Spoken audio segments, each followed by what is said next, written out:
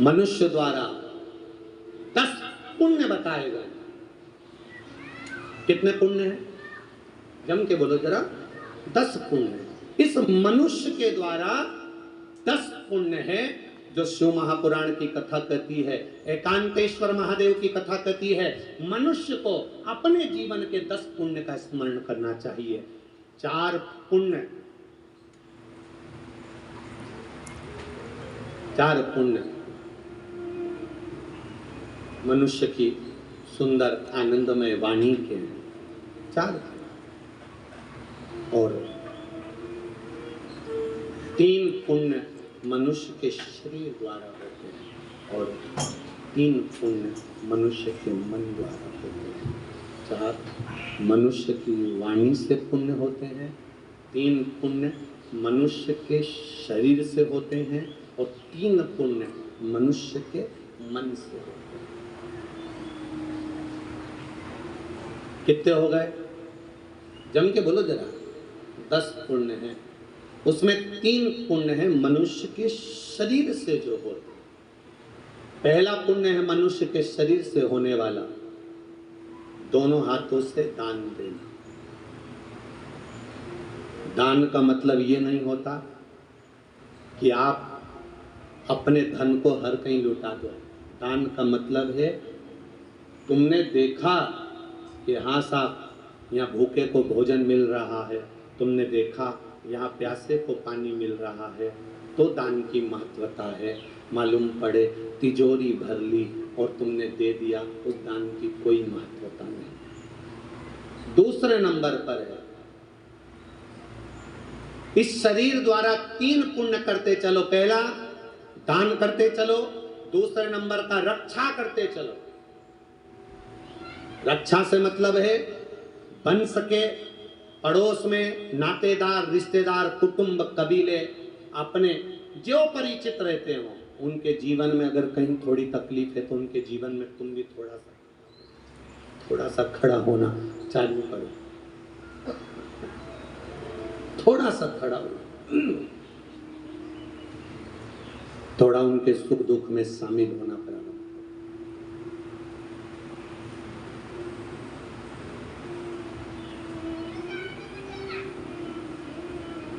तीसरा पुण्य हमारे जीवन में हम इस शरीर के द्वारा सेवा करो। यहां पर इतने लोग कथा श्रवण करने आए हो, आपसे निवेदन है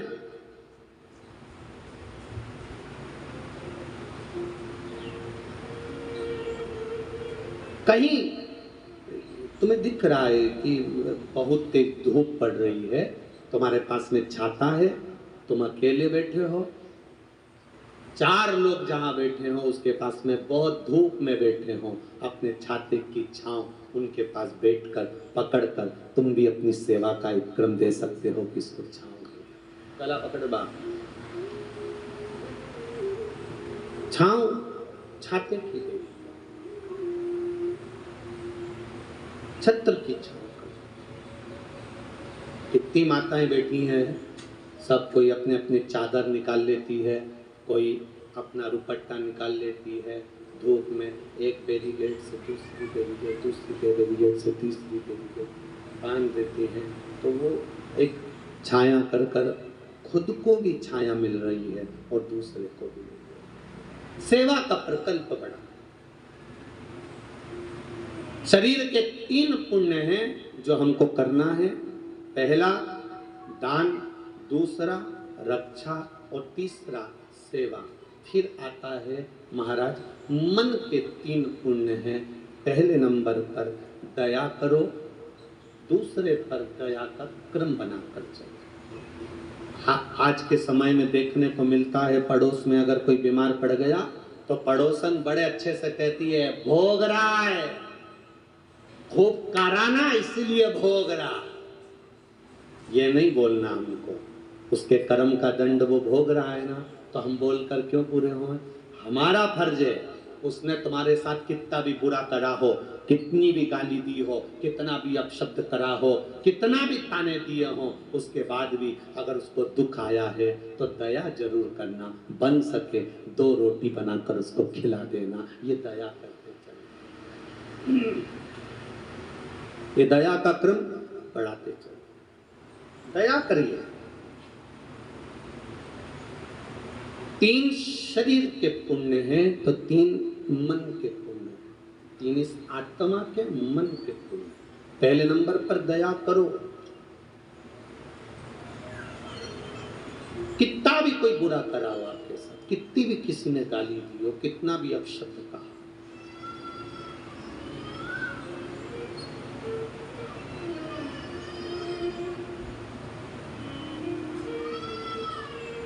दया छोड़ना नहीं। कई लोग तो दया को भी बांट लेते हैं। तूने मुझे जगह दी थी क्या जो मैं तुझको 1 गिलास पानी दूं? काहे को दूं? नहीं देना, जा। तू तेरी गाड़ी में मेरे को लेकर गई थी कथा सुनने, बस तो आज से तो तू बस मेरे से बात ही मत कर। अब मालूम पड़े उसको थोड़ा सा दिक्कत आ गई, तकलीफ आ गया, कष्ट आ गया, तू अपनी गाड़ी से जा रही थी, उसकी गाड़ी खराब हो गई, दया दिखा दो। वो नहीं ले गई ना बिठा के, कोई बात नहीं। उसने नहीं बिठाया ना, कोई बात नहीं। उसने आड़ा टेढ़ा कह दिया ना, कोई बात नहीं। अपन अपना फर्ज क्यों छोड़, अपन अपना कर्म क्यों छोड़। मत बुरे कर्म कर वरना पछताएगा, भगवान की आंखों से तू बच नहीं पाएगा, तू बच नहीं पाएगा। अरे ओ अज्ञानी मत करना,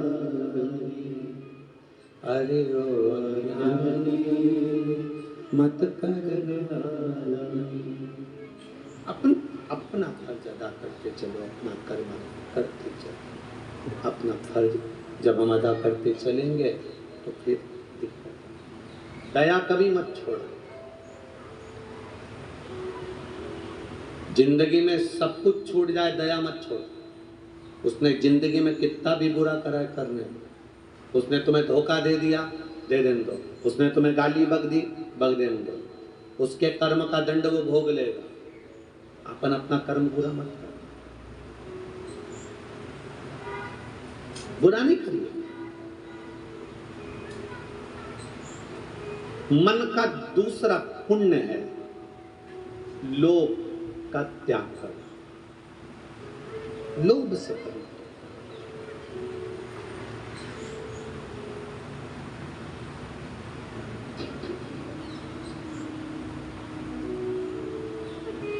मन का दूसरा पुण्य लोभ से छुटकारा, और मन का तीसरा पुण्य है श्रद्धा रखना।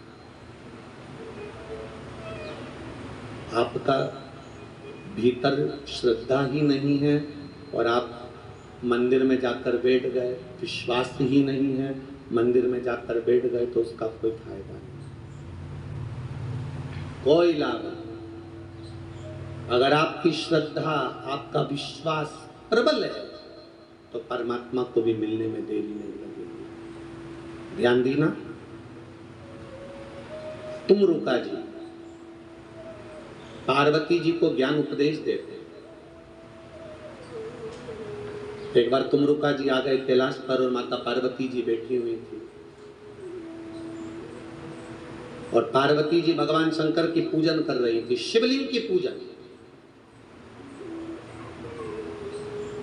कई लोग कहते हैं क्या पार्वती जी ने, जब पार्वती जी कुंवारी थी तब शिवलिंग की पूजन करी थी, शादी होने के बाद पार्वती जी ने शंकर जी के शिवलिंग का पूजन नहीं करा? नहीं महाराज, शिव महापुराण की कथा कहती है, लिंग पुराण की कथा कहती है, पार्वती जी कुंवारी थी तब भी शिवलिंग का पूजन करती थी और पार्वती जी का मंगल विवाह हो गया, उसके बाद भी एकांत में शिवलिंग बनाकर माता पार्वती जी उसका पूजन करती थी। एकांतेश्वर महादेव। दिखावे से दूर, दिखावे से दूर। तुम मंदिर में गई, हाथ से कपड़ा ले गई, पोछा लगा रही हो, और तुम सोचो कि मुझे 4 लोग देखें कि मैं मंदिर में पोछा लगा रही हूँ, मैं मंदिर में झाड़ू लगा रही हूँ, मैं सेवा करती हूँ, मैं मंदिर में आती हूँ, आरती करती हूँ, मैं मंदिर संभालती हूँ, मैं मंदिर में आकर अगर झाड़ू नहीं लगाऊं तो कोई नहीं लगाएगा, मैं मंदिर में आकर पोछा नहीं लगाऊं तो कोई नहीं लगाएगा। ये भ्रम है हमारा, इस भ्रम में हम ये भ्रम है।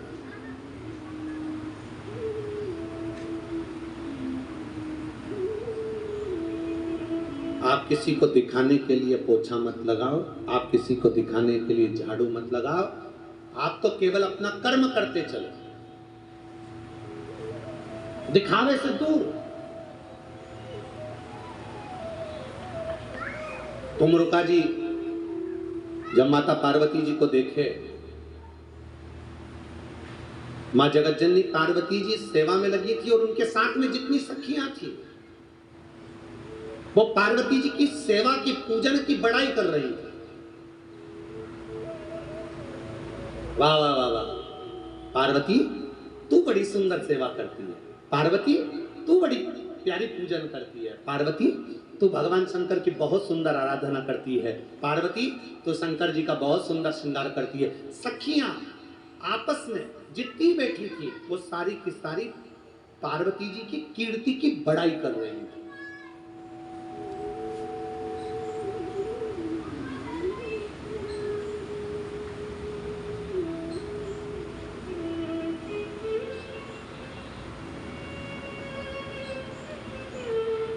महाराज मंदिर में बैठकर आप एक दूसरे की बड़ाई कभी मत करना। 2 जगह होती है जहां पर बड़ाई नहीं करी जाती है, बहुत ध्यान देना जरा, एकांतेश्वर महादेव कथा सुन रहे हो। पहला, अपने छोटे बच्चे, जब तक बच्चे छोटे हैं वो पढ़ाई कर रहे हैं, विद्या अध्ययन कर रहे हैं या कोई कार्य कर रहे हैं, अपने बच्चों की बड़ाई कभी भी बच्चों के मुख पर मत करना। और दूसरी, मंदिर के अंदर बैठकर भगवान के सामने कोई भगवान की सेवा करे तो उसकी बड़ाई कभी मत करना, भले बाहर जाकर करना पर भगवान के सामने मत करना। बाहर जाकर कर लो चलेगा, पर भगवान के सामने बैठकर मत करो। कारण जिस बच्चे की बड़ाई बच्चे के मुंह पर करी जाती है वो बच्चा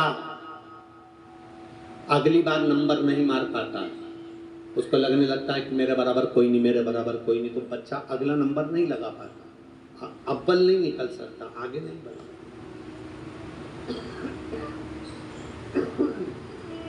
वो बच्चा अग्रणी नहीं होता।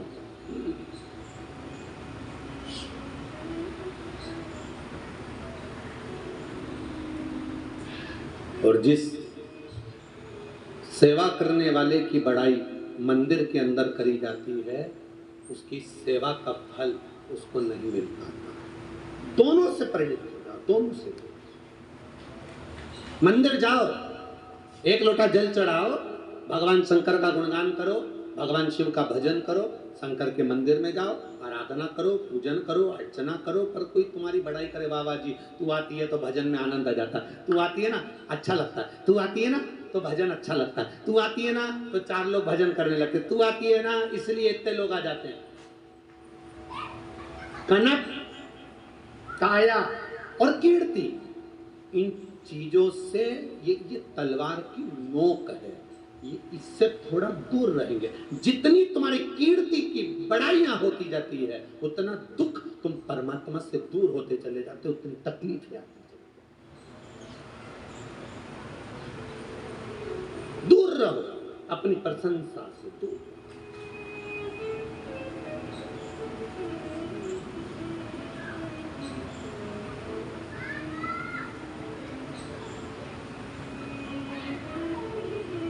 अपनी प्रशंसा से दूर रहना।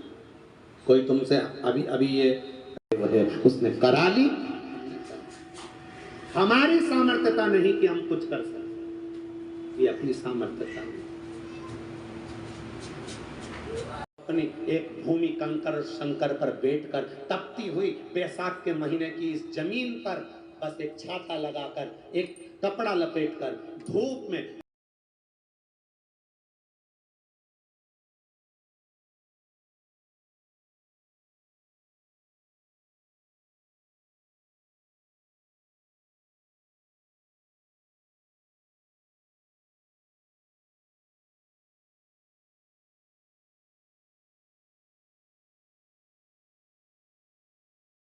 बन रहे हैं। इतना बड़ा ग्राउंड होने के बाद भी ग्राउंड के चारों तरफ रोडों पर जनता भक्त लोग भरे पड़े हुए हैं। ये कोई साधारण शिव भक्त नहीं हो सकते। इनकी भक्ति साधारण नहीं है, ये शिव भक्ति कोई साधारण नहीं है। ये दिखावा नहीं है कि धन देकर बुलाया गया हो, पैसे देकर बुलाया गया हो और भोजन के पैकेट भी इनको दिए जा रहे हो। ना ना, अपने घर से आए हैं, अपना बिछाने का लाए हैं, ओढ़ने का लाए हैं, एक छाता साथ में लाए हैं।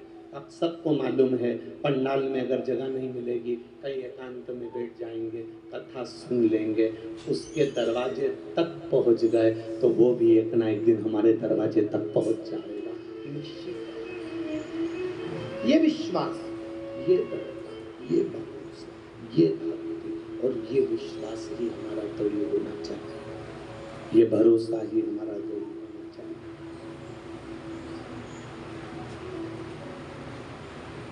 10 पुण्य शरीर के हैं, उन 10 पुण्य में हमारा पुण्य की प्रबलता में 3 पुण्य शरीर के और 3 पुण्य मन के हैं, जिसमें 4 पुण्य वाणी के हैं। उन वाणी के पुण्य में पहला पुण्य है सत्य बोलना, दूसरा पुण्य है स्वयं विद्या का अध्ययन करना।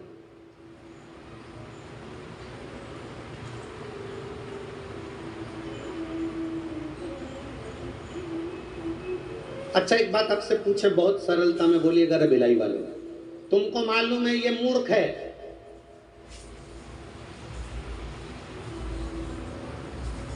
तो तुम उसको समझाओगे? अरे बोलो तो जम के।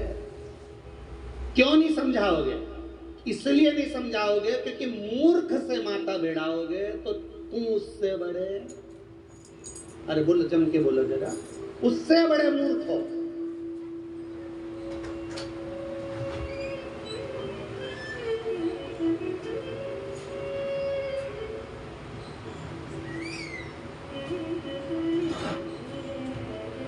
टीवी पे बहुत सारे शो आते हैं, टीवी पे बहुत सारे शो आते हैं, बहुत सारे लोगों को बिठाया जाता है और उनसे माथा भिड़ाया जाता है।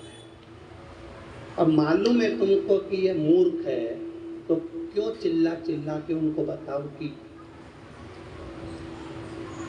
सीधी बात शिव पुराण कह रही है कि मूर्ख, तुम्हें मालूम है कि ये मूर्ख है, मालूम है तुमको कि मूर्ख है, फिर भी तुम माता भिड़ा रहे हो, तो वो छोटा मूर्ख है, अपन बड़े मूर्ख हैं जो उनसे माता भिड़ा।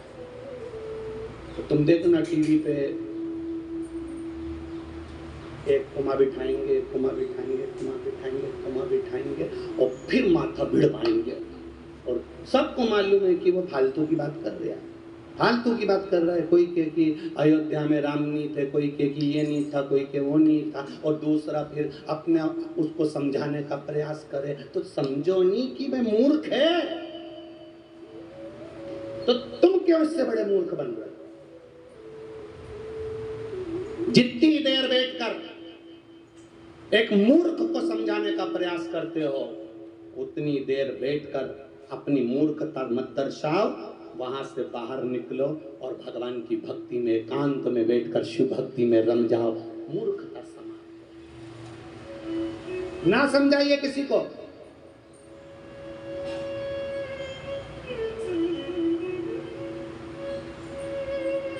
समझाया उसको जाता है जिसके भीतर विश्वास और श्रद्धा गड़ी होती चली जाती है। यहाँ छोटे छोटे बच्चे बैठे हैं, जरा जरा से बच्चे, जरा जरा से बच्चे,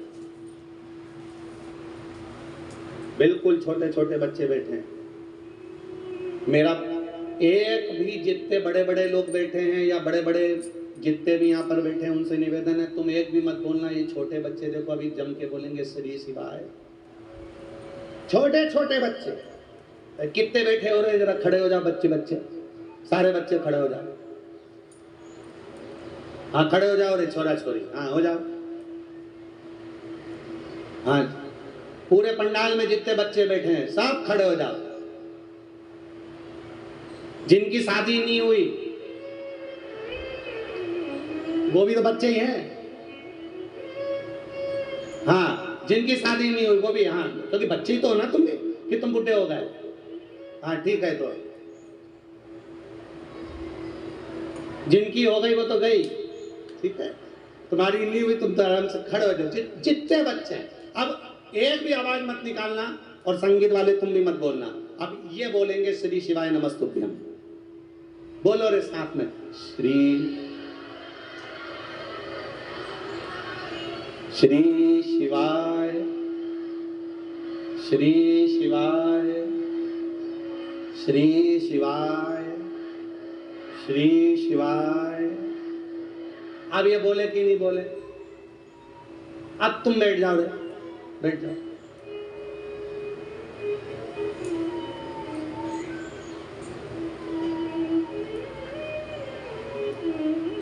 अब जितने 60 के ऊपर वाले हैं खड़े हो जाओ। 60 के ऊपर वाले जितने हो, शर्म मत करो, कोई नहीं पहचानेगा तुमको। तुम गार्डन में आराम से घूम के आना। 60 के ऊपर वाले खड़े हो जाओ। और खूब सारे हो रहे डोकरा में, 60 के ऊपर वाले। हाँ, अब जितने 60 के ऊपर वाले हैं ना, वो बोलेंगे श्री शिवाय, श्री शिवाय, श्री शिवाय। बैठ जाओ, बहुत सुंदर, जोरदार ताली बजाओ। बैठ जाओ, बैठ जाओ।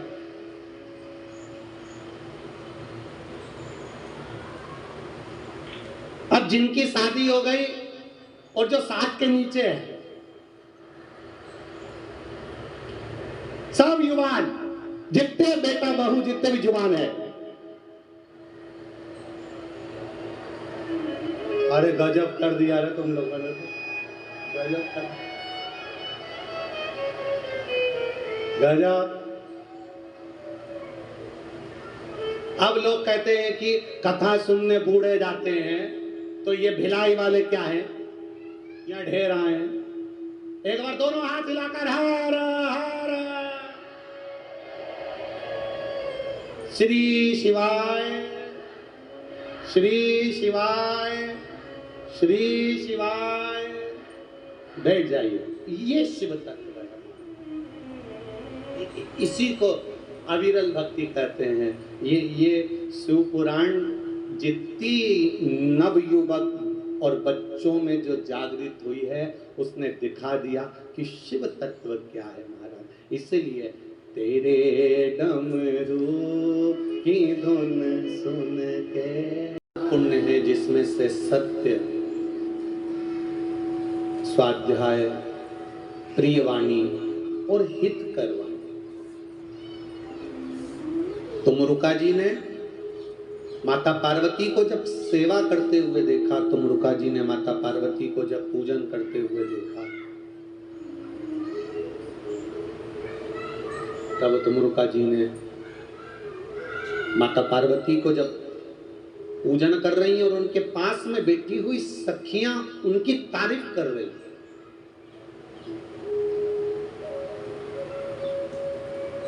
तुमरुका जी को ठीक नहीं लगा और तुमरुका जी प्रणाम कर कर, नमन कर कर, दंडवत कर कर, साष्टांग कर कर वहां से चल दिए। ध्यान देना जरा कथा पर।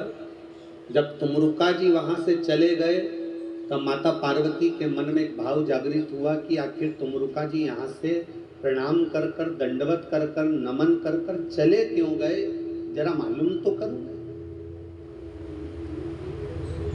आप आए नहीं, सुबह हो गई, मेरी पूजा की थाली धरी की धरी।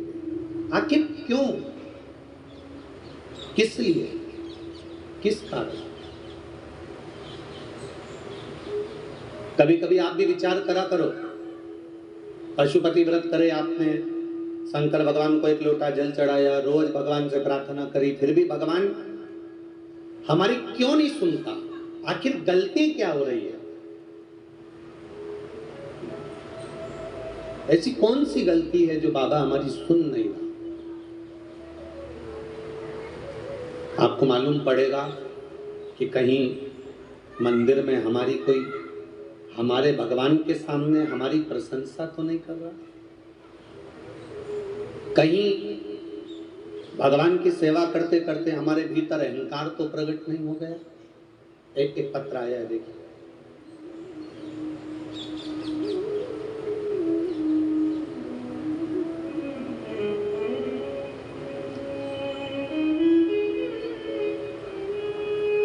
सुषमा बोरीकर,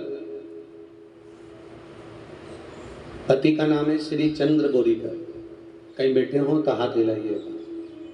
सुषमा बोरीकर, पति का नाम है श्री चंद्र बोरीकर, बेटे का नाम है वीरेंद्र बोरीकर, बालाघाट मध्य प्रदेश से आए। कहीं बैठे हो तो हाथ हिलाइएगा। बालाघाट मध्य प्रदेश से आए हैं, कहीं बैठे हो तो हाथ हिलाइएगा। सुषमा बोरीकर, श्री चंद्र बोरीकर, वीरेंद्र बोरीकर, बेटे का नाम है, बालाघाट मध्य प्रदेश से निवासी हूँ। बाबा का क्या गुणगान करूं गुरुदेव। मेरा बेटा 8 साल से नौकरी के लिए प्रयास कर रहा था। 1 या 1.5 नंबर से वो रह जाता था, पास नहीं हो पाता था। मैंने आस्था चैनल पर आपकी कथा 2018 से सुनना प्रारंभ करी। 1 लोटे जल का क्या महत्व वर्णन करूं गुरुदेव। मैंने अपने बेटे को मंदिर भेजना प्रारंभ करा तो बेटा कहता है, माँ मंदिर जाने से क्या होगा। गुरुदेव, मैंने बच्चे के मन में शिव के प्रति विश्वास को जगाया, मंदिर भेजना प्रारंभ करा। मैंने उसके लिए पशुपति व्रत करना प्रारंभ करे और बेटे से कहा कि तू अब जो एग्जाम देगा उस एग्जाम में एक बेलपत्री पर शहद लगाकर शिव जी को समर्पित कर कर पूरी मेहनत कर कर जाना, बाबा तुझे पास कर देगा। और गुरुदेव, आज मैं बाबा को प्रणाम करने आई हूं कि मेरे बेटे वीरेंद्र बोरीकर का रेलवे सीनियर पोस्ट पर जॉब लग गई है, इसलिए मैं उसको नमन करने के लिए। ये शिव तत्व है, ये औघड़ी है। हम जिसके भरोसे पर हैं, हम जिसके विश्वास पर हैं, हम जिसकी दृढ़ता पर जी रहे हैं, बस हम पशुपति व्रत करें, हम शिव जी के मंदिर जाएं, भगवान की आराधना करें, कथा में जाएं, शिव पुराण में जाएं, हमारा कार्य क्यों नहीं हो रहा? मतलब कहीं ना कहीं हम में कुछ कमी रह गई। आप आए नहीं, सुबह हो गई, मेरी पूजा की थाली धरी की, क्यों नहीं होता?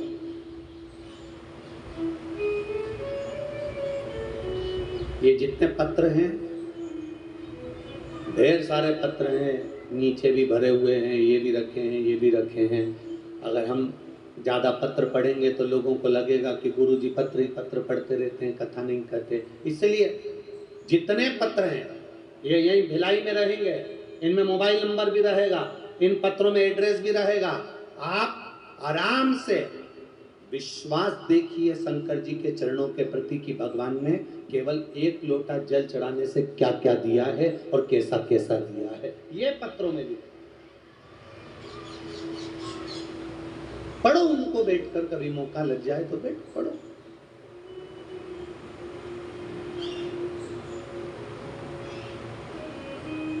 आज कोई कह रहा था, गुरुजी सीहोर में कोई ने खबर करी होगी कि गुरुजी के पास इतने सारे पत्र आते हैं।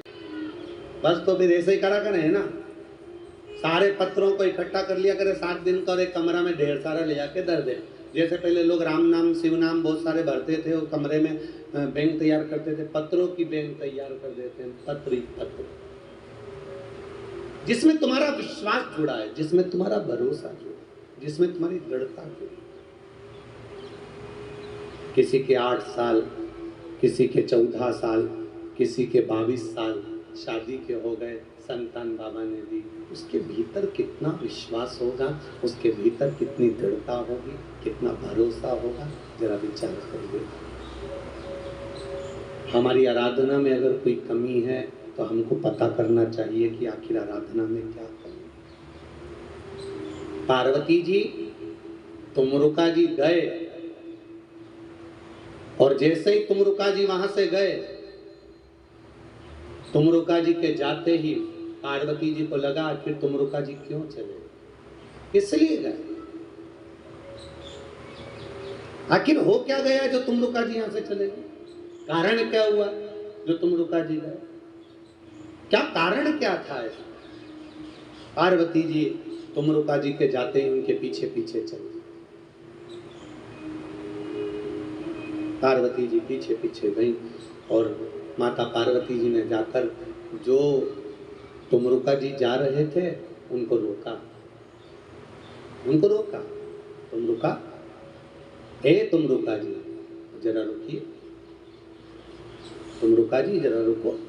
तुमरुका जी रुके और जैसे ही तुमरुका जी रुके, रुकते से ही माता पार्वती जी ने पहला प्रश्न तुमरुका जी के सामने कर दिया कि तुमरुका जी ऐसी कौन सी बात है जिसको तुम देखकर मेरी पूजन में, मेरी आराधना में, मेरी अर्चना को देखने के बाद भी आप मेरे पास रुके नहीं और प्रणाम कर कर, दंडवत कर कर, साष्टांग कर कर चल दिए? आखिर ऐसी आराधना, ऐसी भजन कीर्तन स्मरण, आप तो पूजन करते हुए अगर किसी को देखते हो, शंकर जी की आराधना करते हुए देखते हो, शंकर की भक्ति में डूबते हुए देखते हो, तो तुमरुका जी आप रुक जाते हो। पर आप आज रुके क्यों नहीं? आखिर क्यों नहीं रुक पाया? तुमरुका जी ने कहा, बस मां, हे माता पार्वती जी,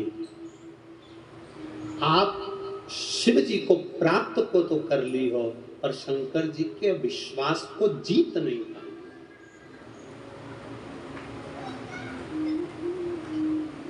आप शिव जी के विश्वास को जीत नहीं, आपने प्राप्त जरूर कर लिया पर शंकर के विश्वास को नहीं जीता। तो पार्वती जी ने कहा, ऐसे कैसे कह सकते हो कि मैंने विश्वास को नहीं जीता? मां, आप शिव जी की जब आराधना कर रही थी ना, मंदिर में जब पूजन कर रही थी, एकांतेश्वर महादेव का निर्माण कर कर अपनी सहेलियों के साथ पूजन कर रही हो, तब सखियां आपकी कीर्ति की बखान कर रही हैं। और जिस मंदिर में, जिस देवालय में, जिस पूजन में आपकी कीर्ति का बखान हो, सेवा का फल नहीं मिले। जब आप माताएं भजन करने बैठो ना, और जब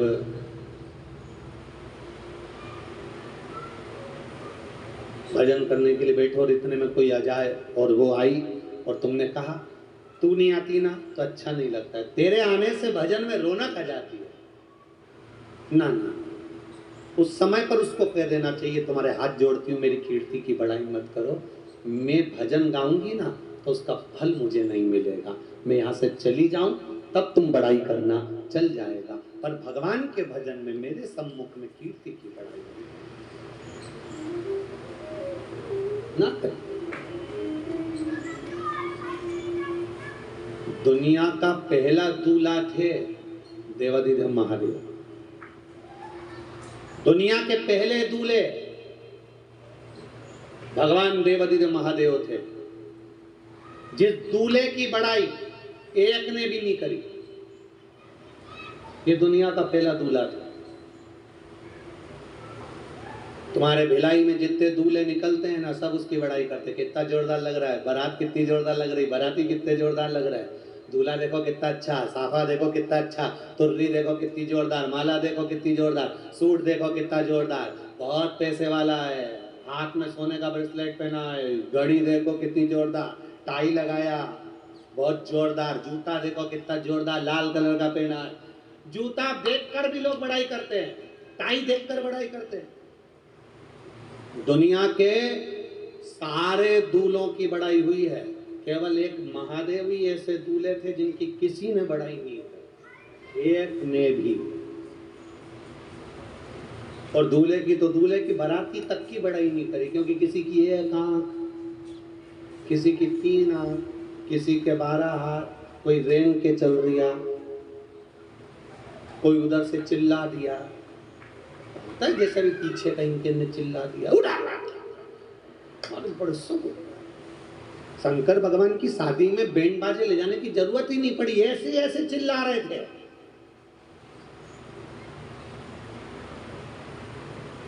ऐसा ऐसा चिल्ला, बारात कहां से ले?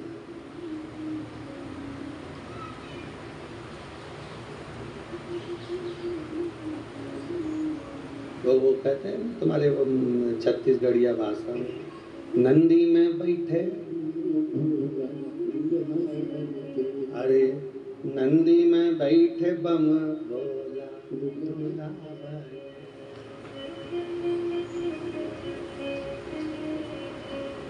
नंदी में बैठे भोला भोला भाई। बस वही हाल। कौन चिल्ला रहा, कैसा चिल्ला रहा? पहला दूल्हा जिसकी तारीफ ही नहीं हो रही।